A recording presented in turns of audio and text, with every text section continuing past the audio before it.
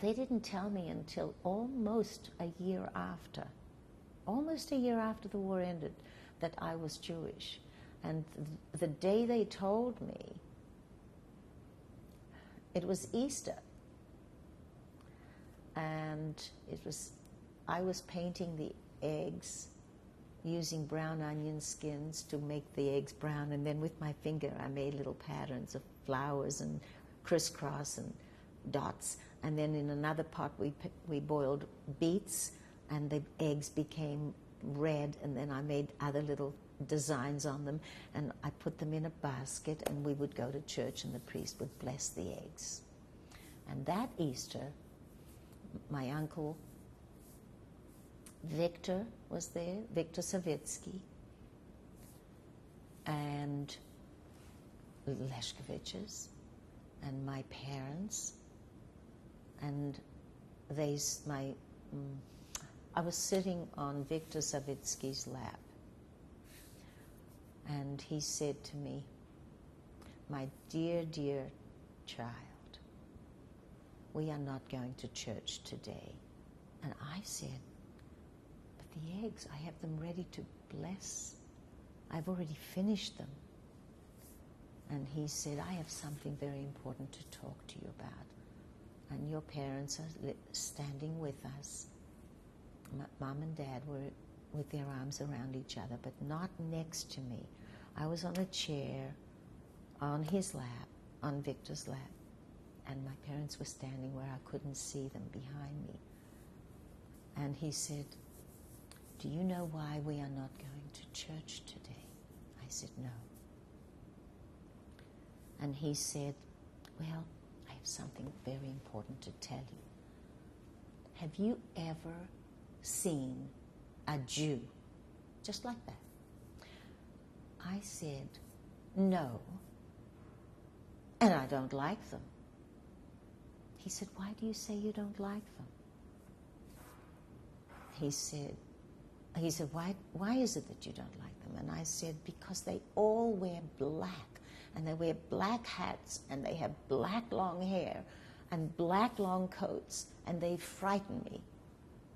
Now, where had I seen that? I reverted to the books that I had found in Brest, in that rubble. And as I was rummaging through, all the pictures were in black. All the men in those pictures were wearing black hats, were wearing black robes, all of that. And my father, whom I adored, said, "Drop them. They belong to the dirty Jews."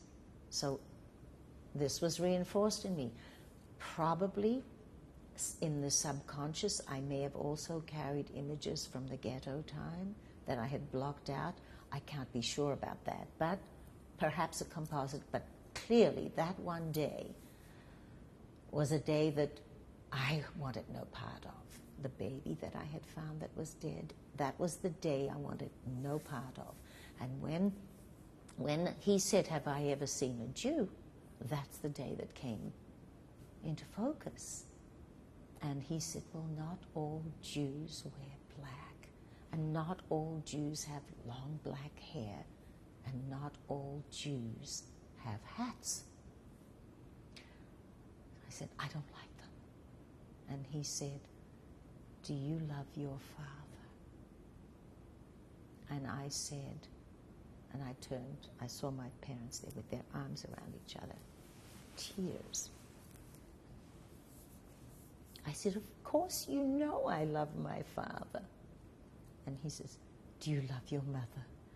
I said, "Of course I love my mother. What has that got to do with this?" And he said, "Because they are Jews. They are Jewish." And I think that it's as though my world caved in. I couldn't comprehend. And he said, "And so are you, and so are your siblings." And I kept saying no and pounding on his chest. And I said to him, "And are you?" And he said, "No, I'm Catholic. But your destiny is to being Jewish again. And that is why we are not going to church. And then the other uncle, Uncle Mietek, who was Mieczyslav Maciejewski, stood in that room, and Uncle Mietek said, you know, you have been a big part of our religion, and you have given us a gift.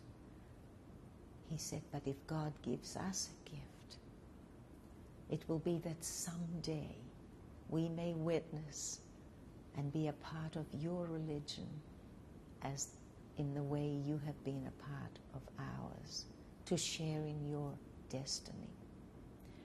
And I didn't like it. It took me a long time to accept it. But I probably became a better Jew because of it, because I needed that sense of belonging desperately.